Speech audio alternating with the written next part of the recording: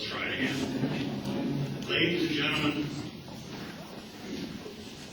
gentlemen present here tonight, ladies and gentlemen watching our live streaming video on the World Wide Web, and Congressman Fritz and Mr. Burns, I welcome you on behalf of America's county newspaper, the Daily American. We also thank the Bakersville Volunteer Fire Department for their gracious hosting of tonight's event. This, the only 12th Congressional District debate, has been conceived and coordinated by Daily American Assistant City Editor Michelle Ganassi. Also present is Managing Editor Brian Whipke, and I'm Tom Koppenhofer. I remind the audience to treat this forum, the candidates and fellow audience members with civility and respect. Those who choose not to treat this forum with civility and respect will be asked to leave. I will repeat the rules that Mr. Burns and Congressman Fritz have agreed to. We flipped a coin to decide who will speak first. That was Mr. Burns. Each candidate will be allowed a 3-minute introduction and a 2-minute closing. As moderator, I will ask the questions. The questions have been developed by the Daily American editorial board based on questions submitted by the readers of the Daily American.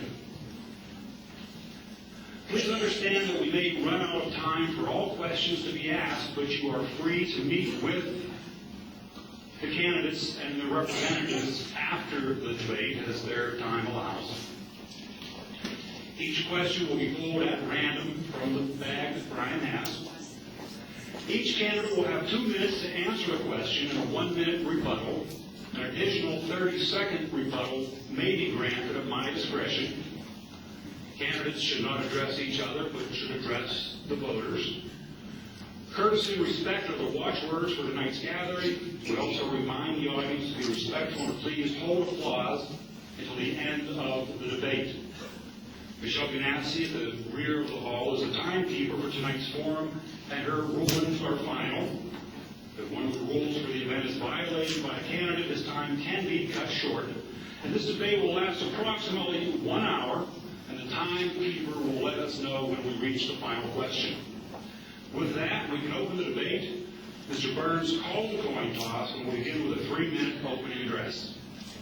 Well, thank you. First, I'd like to thank the Daily American, the moderators, and Michelle for having us, and all of you for being here. You know, over the past year, I've met a lot of people that have told me they've always dreamed about running for Congress, but, you know, I'm not one of them because I never had any intention of doing this. I got into this race, and I'm committed to serving because I believe that this country is in trouble. You know, this is only the second election since the Great Depression we've had unemployment at or near 10%. While businesses are laying people off all across this country, the government payroll is at an all-time high. The debt is ballooning out of control. We have record deficits, and this administration passed a health care bill that you didn't want. I have a record of serving the community, from working with various disaster relief efforts to working with special needs children. I got into this race because I saw a need, and I felt I could make a difference. This race really comes down to 2 things: experience and philosophy. First, experience.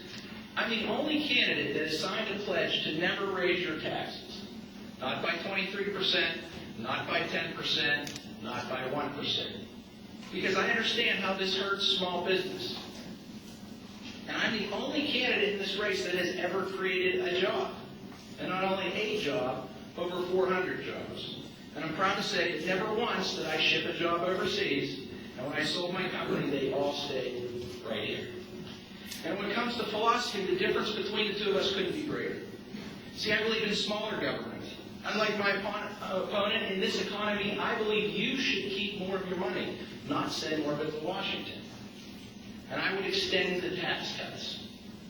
Although we have to make improvements to our health care system, you didn't want the health care bill passed, and I would repeal it.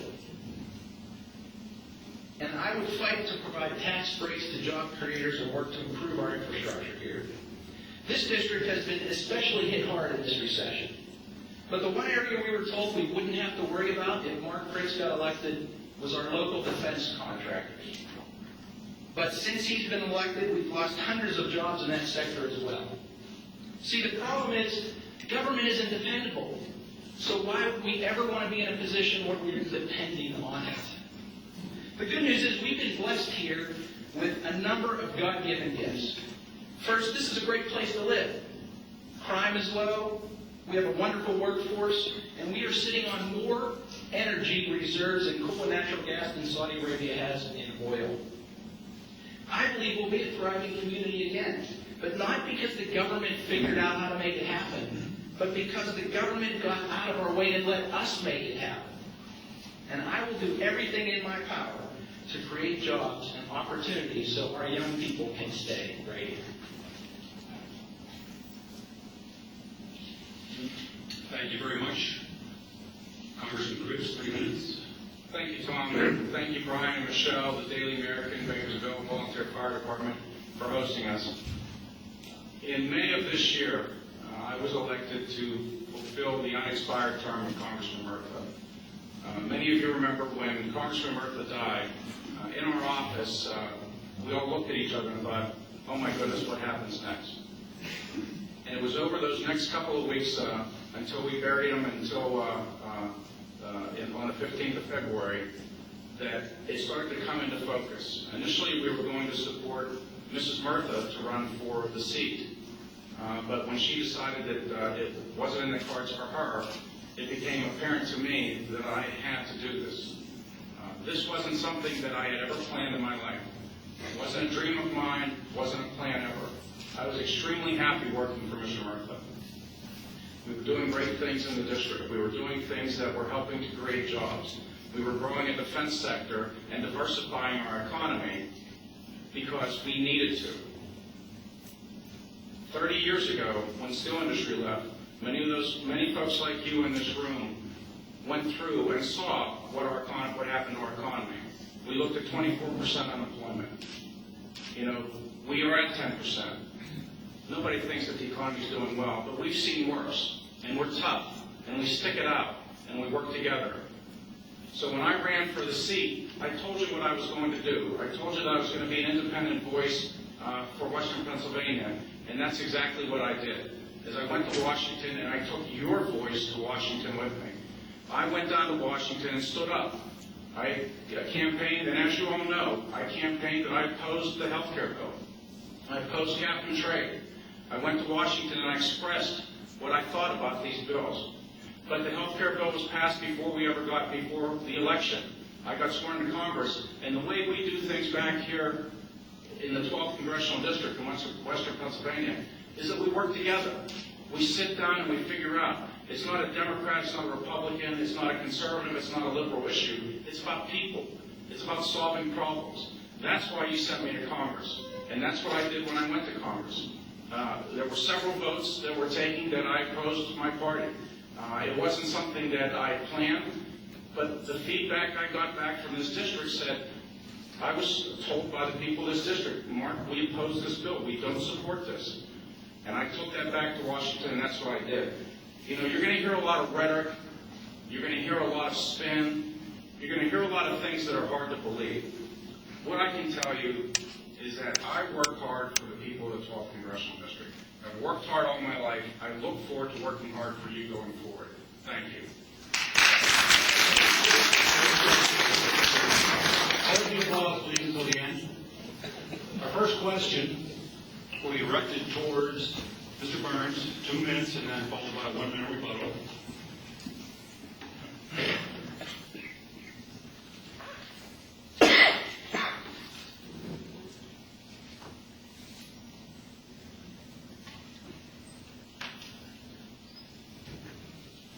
Mr. Burns, to get a person to agree to your agenda, how far will you go to allow an untruth to become a truth of deception? The question was submitted this evening. Did you repeat that? To get a person to agree to your agenda, how far will you go to allow an untruth to become a truth of deception? Well, all I can say is, in order to extend my agenda, in order to get my agenda across, really all I'm interested in doing is telling the truth and letting people understand how I feel on the issue. That's what we've done the entire time in this campaign. I mean, the main issues in this campaign are creating jobs for this district and controlling the out-of-control spending. And I don't think we've done anything or need to do anything to get our agenda out that would be deceiving in any way. And we're intending, and we continue to intend to get our message out that the best way to create jobs is to create an environment that's attractive to business. We can do that through creating a tax environment that will attract business, creating infrastructure in this district, repealing the health care bill that is killing jobs. As we see, there have been a number of companies that now have gotten exemptions to this health care bill. So when it comes to getting the message out, we're just looking to continue to tell the truth. We're not looking to deceive anybody, and we don't feel that there's any need to deceive anybody when we get our messages, how we create jobs, how we control and rein in the out-of-control spending. Thank you. I'm going to ask you to repeat my question. Yes, To get a person to agree with your agenda, how far will you go to allow an untruth to become a truth of deception? to get someone to agree. Good luck. I think it's a question of integrity. Good luck.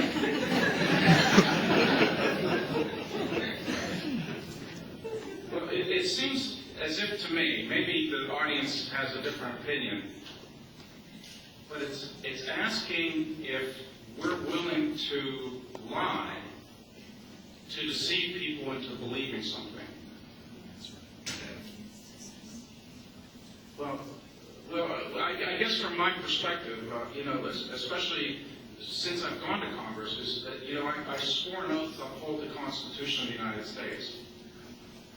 So that's how I carry myself, and to build on what my opponent said. I mean, we do have agendas, we do believe in what we're saying. I've been, and I said it in my opening statement, I mean, I've been working hard all my life. What I can tell you is that I started running for this job on February 22nd, and I haven't taken a day off since because I want to make sure that I'm doing a job that you want me to do. So I have no intention of trying to create an untruth out of a truth, or a truth out of an untruth. I think I should just leave it at that. Thank you. Our next question is directed to Congressman Fritz. 2 minutes. Recently, Somerset County lost more than 300 jobs with the closing of Gilmore Manufacturing. Many of their products are now being made in China. What will you do to make American labor more competitive with overseas labor markets? Well, actually, and to preface this, is that, I went to Congress to do things, and that's what I've been doing. And initially, I was thrilled because in my campaign, I talked about closing the tax loopholes that allow companies to ship jobs overseas, or they get a benefit from shipping jobs overseas. I voted to close that loophole. I'm happy to say that I sponsored and supported a bill that we're going after China for manipulating their currency. I've sent letters with my colleagues to the trade representatives on things that China is doing to them. And I've also sponsored and actually authored a bill that allows the trade representative to go after foreign markets, to open up those markets to American goods. A lot of these countries import goods into the United States, but then block their markets from our goods being shipped over. And one of the things that's a tenet that I've always believed in is that if you give American workers and American companies a fair shot, not a leg up, just make the playing field even. Give us a fair shot that America can compete with anyone in the world. And that's all I'm going after with these trade agreements. I think every trade agreement, we should make sure that the foreign countries have to follow the same rules that American companies have to follow, and that will level the playing field and give us a better shot at this. Thank you, Mr. Burns. Well, first of all, I would like to say that I am against any tax breaks that would allow a company to ship a job overseas. Okay? That's a fallacy here from the other side. But this really brings up the topic of what policies do ship jobs overseas. And let me give you a couple of examples. First of